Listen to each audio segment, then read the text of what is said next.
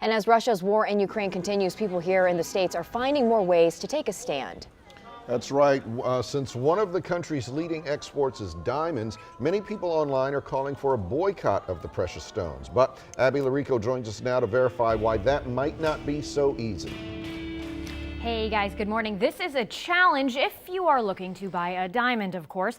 Russia mines nearly a third of the world's diamonds, according to U.S. Treasury estimates, and 90% of the country's mines are controlled by a Russian company called Alrosa.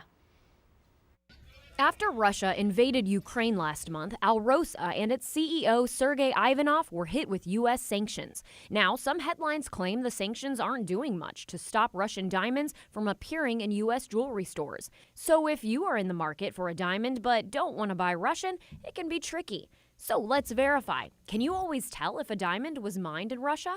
Our sources are the U.S. Treasury Department, the U.S. Department of Commerce, and Martin Rappaport, chairman of online diamond trading network, the Rappaport Group. Earlier this month, President Joe Biden called for a ban on diamonds coming from Russia. Rappaport, though, calls that ineffective because it doesn't include diamonds that are sourced from Russia and then cut elsewhere.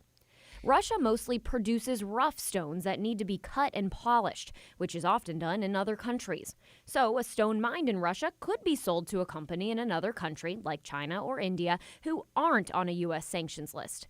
Those finished stones can then be sold to the U.S. because they are, quote, made in China or, quote, made in India. The U.S. Department of Commerce explains this is perfectly legal because the diamonds underwent a substantial transformation or, quote, a fundamental change in form, appearance, nature, or character, which adds to its value, unquote. So, no, you can't always tell if a diamond was mined in Russia.